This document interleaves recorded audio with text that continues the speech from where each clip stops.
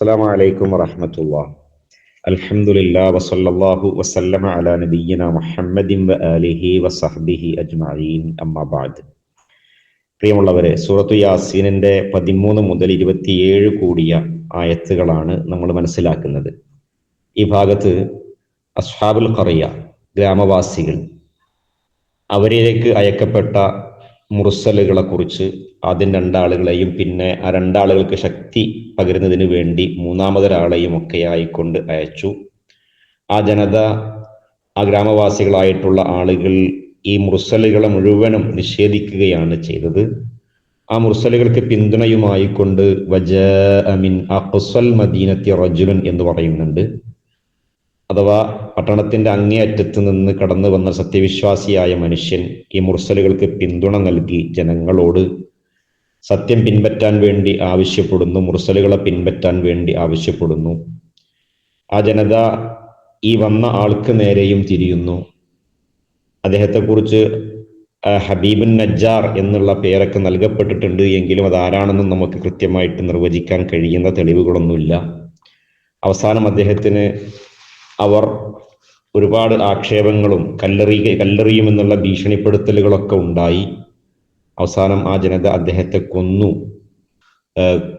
എന്നാണ് അതിൻ്റെ പരിശുദ്ധ ഖുർആന്റെ പ്രയോഗത്തിൽ നിന്ന് മനസ്സിലാവുക. അദ്ദേഹം അനുഭവിച്ച ദുരന്തങ്ങൾക്കും പീഡനങ്ങൾക്കും ശേഷം അള്ളാഹുവിൻ്റെ മഹനീയമായ മഹത്തായ സ്വർഗീയ പ്രവേശനത്തിന് അദ്ദേഹത്തിന് സാധിച്ചു എന്നുള്ള സന്തോഷ വാർത്തയുമെല്ലാം ഉൾക്കൊള്ളുന്ന ഒരു പാഠഭാഗമാണിത്. ഈ ദൂതന്മാരെ നിഷേധിച്ചവരായ ആ ജനത, അവരെയാണ് അള്ളാഹു അസ്ഹാബുൽ ഖറിയ എന്ന് പരിചയപ്പെടുത്തിയിട്ടുള്ളത്. റസൂലുള്ളാഹി സ്വല്ലല്ലാഹു അലൈഹി വസല്ലമക്ക് ആശ്വാസമായിട്ട് ആണ് ഇങ്ങനെ ഒരു സംഭവം അള്ളാഹു സുബ്ഹാനഹു വ തആല നമുക്ക് പറഞ്ഞു തരുന്നത്.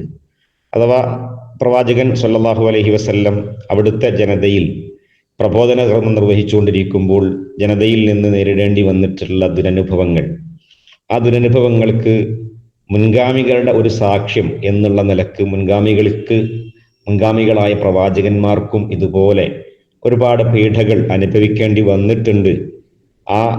ഇതൊന്നും എല്ലാ കാലഘട്ടത്തും മുർസലുകൾക്ക് പ്രബോധ സമൂഹത്തിൽ നിന്ന് നേരിടേണ്ടി വന്നിട്ടുള്ള കാര്യങ്ങളാണ്, നബിയെ താങ്കൾക്ക് മാത്രം ഉണ്ടായതല്ല എന്നുള്ള ഒരു ആശ്വസിപ്പിക്കലിന്റെ സംസാരം അവിടെ നമുക്ക് കാണാൻ സാധിക്കും. ഇവിടെ അല്ലാഹു സുബ്ഹാനഹു വ തആല ഒരാളെയും അവര് പിൻപറ്റിപ്പോരുന്ന, അവർ ചെയ്തു പോരുന്ന നിഷേധത്തിന്റെ മാർഗത്തിൽ നിന്ന് നിർബന്ധപൂർവം മാറ്റിയെടുക്കുക എന്നുള്ള ഒരു ചുമതല ഒരു മുർസലുകൾക്കും ഇല്ല, റസൂലുമാരിൽ ഒരാൾക്കും തന്നെ ഇല്ല എന്നുള്ളത് അള്ളാഹു പറയുന്നു. വമാ അലൈന ഇല്ലൽ ബലാഗുൽ മുബീൻ എന്നുള്ള ആ ഒരു ആയത്ത് ആ വിഷയം നമുക്ക് വ്യക്തമായി പറഞ്ഞു തരുന്നു. ഈ മുർസലുകൾ പറഞ്ഞൊരു സംസാരമാണത്. വ്യക്തമായി എത്തിച്ചു തരിക എന്നുള്ളതല്ലാത്ത മറ്റൊരു ബാധ്യതയും ചുമതലയും ഞങ്ങളുടെ മേലില്ല. ഇതൊക്കെ പ്രബോധന പ്രവർത്തന മേഖലയിൽ ശക്തമായ ക്ഷമയുടെ അനിവാര്യതയാണ് സൂചിപ്പിക്കുന്നത്. ആ ഒരു ക്ഷമയുടെ പാഠങ്ങളാണ് അള്ളാഹു സുബ്ഹാനഹു വ തആല പ്രവാചകൻ സ്വല്ലല്ലാഹു അലൈഹി വസല്ലമയ്ക്ക് പകർന്നു നൽകുന്നത്.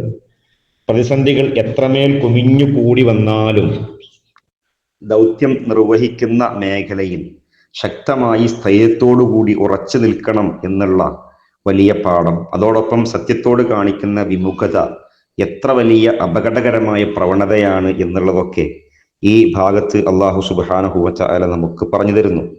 മഹാനായ ഇമാം അത്തൊബരി, ഇബ്നു കസീർ പോലെയുള്ള ഖുർആൻ വ്യാഖ്യാതാക്കൾ ഈ ഖറിയ, ഈ ഗ്രാമപ്രദേശം ഏതാണ് എന്നുള്ളതിന് വിശദീകരണം പറഞ്ഞപ്പോൾ പല ഭാഗങ്ങളും പല സ്ഥലങ്ങളെ കുറിച്ചും ഉദ്ധരിച്ചിട്ടുണ്ടെങ്കിലും അൻതാക്കിയ എന്ന് പറയുന്ന സ്ഥലമാണ് ഇത്. ഇന്നത്തെ തുർക്കിയുടെ ഒരു പ്രദേശമായിട്ടൊക്കെയാണ് അൻതാക്കിയ അറിയപ്പെടുന്നത്. പഴയകാല റോമിന്റെയൊക്കെ ഭാഗമായിട്ടുള്ള ഒരു പ്രദേശമാണ്. ആ പ്രദേശത്തുകാരെ കുറിച്ചാണ് ഇത് പറഞ്ഞിട്ടുള്ളത്. അവരാണ് ഈ അസ്ഹാബുൽ ഖറിയ എന്ന് പറഞ്ഞിട്ടുണ്ടെങ്കിലും അത് ഈ അൻതാക്കിയക്കാരെ കുറിച്ച് നമ്മൾ ചരിത്രം പഠിക്കുമ്പോൾ ഈസാ നബി അലൈഹി സ്വലാത്തു വസ്സലാമയിൽ വിശ്വസിച്ച ഒരു ജനതയാണ് അൻതാക്കിയയിലെ ജനത. അതുകൊണ്ട് തന്നെ ഈ സൂറത്തിലെ ആയത്തിൽ പറഞ്ഞതുപോലെയൊരു അനുഭവം ആ പ്രദേശത്തുകാർക്ക് ഒരു നാശം എന്നുള്ള ഒരു അവസ്ഥ ഈസാ നബിയിൽ വിശ്വസിച്ച ജനത എന്നുള്ള നിലക്ക് ഉണ്ടായിട്ടില്ല. അതുകൊണ്ട് അൻതാക്കിയക്കാരാണ് ഇത് എന്ന് നമുക്ക് ഉറപ്പിച്ച് പറയാൻ കഴിയുന്ന രേഖകളില്ല. അതോടൊപ്പം തന്നെ ഖുർആൻ വ്യാഖ്യാതാക്കൾ ചിലർ ഭൂമിശാസ്ത്രപരമായും ചരിത്രപരമായ രേഖകൾ പ്രകാരവും ഇത് ഇന്ന രാജ്യക്കാർ അസ്ഹാബുൽ ഖറിയ എന്നുള്ള അൻതാക്കിയ തന്നെയാണെന്നോ അല്ലെങ്കിൽ ഏതെങ്കിലും ഒരു രാജ്യക്കാരിൽ നിന്ന് ഇന്നവരാണ് എന്ന് ഉറപ്പിച്ചു പറയാൻ തക്കതായ രേഖകളൊന്നുമില്ല. അതുകൊണ്ട് തന്നെ അത് ഉറപ്പിച്ചു പറയുക എന്നുള്ളത് ഒരു പ്രയാസകരമായ സംഗതിയാണ്. എന്തായിരുന്നാലും പരിശുദ്ധ ഖുർആൻ പ്രാധാന്യം നൽകിയിട്ടുള്ളത് ആ നാട്ടുകാർ ഏത് എന്നതിനപ്പുറം അവരുടെ ചെയ്തികളെക്കുറിച്ച്, അവരുടെ അവിശ്വാസത്തിന്റെ തീവ്രതയെക്കുറിച്ച്, അതിന്റെ പേരിൽ അനുഭവിക്കേണ്ടി വന്ന ശിക്ഷയെക്കുറിച്ചുള്ള പാഠങ്ങൾ അതിൽ ഊന്നിക്കൊണ്ടുള്ള അധ്യാപനങ്ങൾക്കാണ് അള്ളാഹു സുബ്ഹാനഹു വ തആല വളരെ പ്രാധാന്യം കൊടുത്തിട്ടുള്ളത്. അവിടുത്തുകാര് അവരിലേക്ക് അയക്കപ്പെട്ട പ്രവാചകനോട് എങ്ങനെ പെരുമാറി എന്നുള്ളത് അള്ളാഹു 18-ാമത്തെ ആയത്തിലൂടെ പറയുന്നുണ്ട്. അവര് ആ പ്രവാചകന്മാർക്കെതിരെ ദുശ്ശകുനവാദം ഉന്നയിക്കുന്നു. ആ ദുശ്ശകുനവാദത്തെക്കുറിച്ച് നമ്മൾ മനസ്സിലാക്കേണ്ടതുണ്ട്. അതായത് അള്ളാഹു സുബ്ഹാനഹു വ തആല ഈ ദുശ്ശകുനവാദത്തെക്കുറിച്ച് നമ്മൾ പറയുമ്പോൾ തുയറത്ത് എന്താണ്? ദുശ്ശകുനത്തിന് പ്രവാചകൻ സല്ലല്ലാഹു അലൈഹി വസല്ലമയുടെ ഹദീസിലൊക്കെ നമുക്ക് കാണാൻ സാധിക്കുന്ന ഒരു പ്രയോഗമാണിത്. അത്വീറത്ത്, ദുശ്ശകുനം. ഇത് ദുശ്ശകുനം എന്ന് പറയുന്നത്, തീറത്ത് എന്ന് പറയുന്നത് ഒരു വ്യക്തി, ആ വ്യക്തിയുടെ നാവും സംസാരവും ഒക്കെ ദോഷം കാണുന്ന പ്രവണത, അത് തീറത്താണ്. അതല്ലെങ്കിൽ ഏതെങ്കിലും ഒരു നമ്പറുകളെ കുറിച്ച് അല്ലെങ്കിൽ ഏതൊരു ദിവസത്തെക്കുറിച്ചൊക്കെ അതിൽ ഭാഗ്യ നിർഭാഗ്യങ്ങൾ ഇങ്ങനെ കാണുന്ന ഒരു അവസ്ഥ, അതൊക്കെ തുയറത്ത് എന്നുള്ള ഗണത്തിലാണ് പെടുക. അതിൽ സ്വാഭാവികമായിട്ടും ഈ നാക്കേറ്, കണ്ണേറ് പോലെയുള്ള കാര്യങ്ങളൊക്കെ ഈ ഗണത്തിലായിരിക്കും ഉൾപ്പെടുക എന്നുള്ളത് നമുക്ക് മനസ്സിലാക്കാവുന്നതേ ഉള്ളൂ. അള്ളാഹു സുബ്ഹാനഹു വ തആല അള്ളാഹുവെ കുറിച്ച് നല്ല വിചാരം പുലർത്തുക എന്നുള്ള അധ്യാപനത്തിന് വിരുദ്ധമാകുന്ന ഒന്നാണ് ഈ തുയറത്ത് പോലെയുള്ള സംഗതികളൊക്കെ. അപ്പോൾ ഈ തുയറത്ത് കൊണ്ടാണ് ഞങ്ങൾക്ക് ഖാലു ഇന്നാ തതയ്യർനാ ബിക്കും എന്ന് പറയുന്നുണ്ട്. ഈ പ്രവാചകന്മാരുടെ പേരിൽ ഞങ്ങൾ ഇങ്ങനെ തീറത്താണ് കാണുന്നത്, അഥവാ ദുശ്ശകുനമായിട്ടാണ്, ശകുനപ്പിഴവിലായിട്ടാണ് ഞങ്ങൾ കാണുന്നത്. നിങ്ങൾ നിമിത്തം ഞങ്ങൾ ശകുനപ്പിഴവിലായിരിക്കുന്നു എന്നുള്ള ഒരു സംസാരമാണ് പറയുന്നത്. എന്നിട്ട് നിങ്ങൾ ഈ പണി അവസാനിപ്പിച്ചിട്ടില്ല എങ്കിൽ ഞങ്ങൾ നിങ്ങളെ കല്ലെറിയുക തന്നെ ചെയ്യും, ഞങ്ങളിൽ നിന്ന് നിങ്ങൾക്ക് വേദനയേറിയ ശിക്ഷ അനുഭവിക്കേണ്ടി വരും എന്നുള്ളതൊക്കെ പറയുന്നുണ്ട്. അപ്പൊ ഏതായിരുന്നാലും ഈ ഒരു തുയറത്തിനെ കുറിച്ച് നമ്മൾ മനസ്സിലാക്കുമ്പോൾ ഇതൊന്ന് ഷിർക്കാണ്, ഷിർക്കിന്റെ ഭാഗമായിട്ടാണ് മനസ്സിലാക്കേണ്ടത്. കാരണം അള്ളാഹു അല്ലാത്തവരിൽ നിന്ന് അഭൗതികമായ നിലക്ക് എന്തെങ്കിലും ദുർറ്, എങ്ങനെയാണ് ദുശ്ശകുനം എന്ന് ചോദിച്ചു കഴിഞ്ഞാൽ സ്വാഭാവികമായിട്ടും അറിഞ്ഞുകൂടാ, ഒരു അറിയാത്ത മാർഗത്തിലൂടെ ഇവരിൽ നിന്ന് എന്തോ ഒരു അപകടം ഞങ്ങൾക്ക് വരാനുണ്ട്, അല്ലെങ്കിൽ ഒരു ഭാഗ്യക്കേട് ഞങ്ങൾക്ക് വരാനുണ്ട് എന്ന് ഈ ജനം വിശ്വസിച്ചു എന്നുള്ളതാണല്ലോ. അപ്പോൾ അഭൗതികമായ മാർഗത്തിലൂടെ ഇങ്ങനെയുള്ള ദോഷം മറ്റാരിൽ നിന്നും പ്രതീക്ഷിക്കുക എന്നുള്ളത് സ്വാഭാവികമായിട്ടും ഷിർക്കാണ്. ഇതൊക്കെ തന്നെയാണ് നാക്കേറ്, കണ്ണേറ് പോലെയുള്ള കാര്യങ്ങളിലൂടെ സംഭവിക്കുന്നത് എന്നുള്ള ഒരു തിരിച്ചറിവ് കൂടി നമുക്കുണ്ടാവണം. മാത്രമല്ല അള്ളാഹുവിലുള്ള തവക്കുൽ ബോധം, ആ തവക്കുൽ ബോധം തീരെ ഇല്ലാതെയായി തീരുന്ന ഒരു അവസ്ഥയായിരിക്കും ഇത്തരം വിശ്വാസങ്ങളൊക്കെ നമ്മളെ സ്വാധീനിക്കുമ്പോൾ നമുക്ക് ഉണ്ടാകാൻ പോകുന്നത്. തവക്കുൽ ബോധത്തിലൂടെ ഇത്തരം വസ്വാസുകളെ നാം തിരുത്തുകയും ചികിത്സിക്കുകയുമാണ് വേണ്ടത് എന്നതുകൂടി നമ്മൾ മനസ്സിലാക്കിയിരിക്കേണ്ടതാണ്. സൂറത്തു അൽ അറാഫിൽ 131-ാമത്തെ ആയത്തിലൂടെ മൂസാ നബി അലൈഹിസ്സലാത്തു വസ്സലാമയുടെ നേരെ തിരിഞ്ഞിട്ട് മൂസാ നബിയെ കുറിച്ച് മൂസാ നബിയും കൂടെയുള്ളവരും ദുശ്ശകുനമാണ് എന്ന് ഫറോവയുടെ ആളുകൾ പറഞ്ഞതിനെ കുറിച്ച് തഫ്സീറിൽ തന്നെ വന്നിട്ടുണ്ട്. അവിടെ തന്നെ അതിന് അല്ലാഹു സുബ്ഹാനഹു വ തആല പറഞ്ഞിട്ടുള്ള മറുപടി അല ഇന്നമാ ത്വാഇറുഹും ഇൻദല്ലാഹ് എന്നുള്ളതാണ്. ഇവിടെ ഇതിനും അതേ രൂപത്തിലുള്ള ഒരു മറുപടി പറയുന്നുണ്ട്. ഖാലു ത്വാഇറുക്കും മഅക്കും. അവര് ദുശ്ശകുനമായിട്ട് കണ്ടപ്പോൾ അവർക്ക് മറുപടി പ്രവാചകന്മാര് പറഞ്ഞത് നിങ്ങളുടെ ദുശ്ശകുനം നിങ്ങളോടൊപ്പം തന്നെയാണ് എന്ന് പറയുന്നുണ്ട്. എന്ന് പറഞ്ഞാൽ നിങ്ങളുടെ പ്രവർത്തനങ്ങൾ, നിങ്ങളുടെ ചെയ്തികൾ, അത് മുഖേന ഉണ്ടാകുന്ന ഭാഗ്യദോഷങ്ങളല്ലാത്ത മറ്റൊന്നും ഒരാൾക്കില്ല എന്നുള്ളതാണല്ലോ. അതേ രൂപത്തിൽ മറുപടി തന്നെയാണ് സൂറത്തുൽ ആറാഫില് മൂസാ നബി അലൈഹിസ്സലാത്തു വസ്സലാമിയുടെ നേർക്ക് അന്നത്തെ ഫിർഔന്റെ ആളുകൾ ദുശ്ശകുനവാദം ഉന്നയിച്ചപ്പോൾ അല ഇന്നമാ ത്വാഇറുഹും ഇൻദല്ലാഹ് എന്ന് പറയുന്നുണ്ട്. അവരുടെ ഈ ദുശ്ശകുനം അത് അള്ളാഹുവിന്റെ അടുക്കലാണ് എന്ന് പറയുന്നുണ്ട്. എന്ന് പറഞ്ഞാൽ അവന്റെ കർമ്മഫലങ്ങളായിക്കൊണ്ട് അള്ളാഹുവിന്റെ അടുക്കൽ നിന്ന് വരാനിരിക്കുന്ന ഒന്നിനെ കുറിച്ചാണ് അവിടെ സൂചിപ്പിച്ചിട്ടുള്ളത്. അതേപോലെ സൂറത്തുൻ നംലിൽ 47-ാമത്തെ ആയത്തില് അവിടെ മഹാനായ സ്വാലിഹ് നബി അലൈഹിസ്സലാത്തു വസ്സലാമയുടെ നേർക്ക് അവർ പറയുന്നുണ്ട്, ഇതേ വാദം ഉന്നയിക്കുന്നുണ്ട്, തീറത്തിന്റെ വാദം ഉന്നയിക്കുന്നുണ്ട്. ഞങ്ങൾ സ്വാലിഹ് നബിയെ ദുഷ്ടഗുണമായിട്ട് കാണുന്നു എന്നുള്ള നിലക്ക് പറയുമ്പോൾ അതിനും ഇതേ മറുപടി തന്നെയാണ് അള്ളാഹു സുബ്ഹാനഹു വ തആല പറഞ്ഞിട്ടുള്ളത്.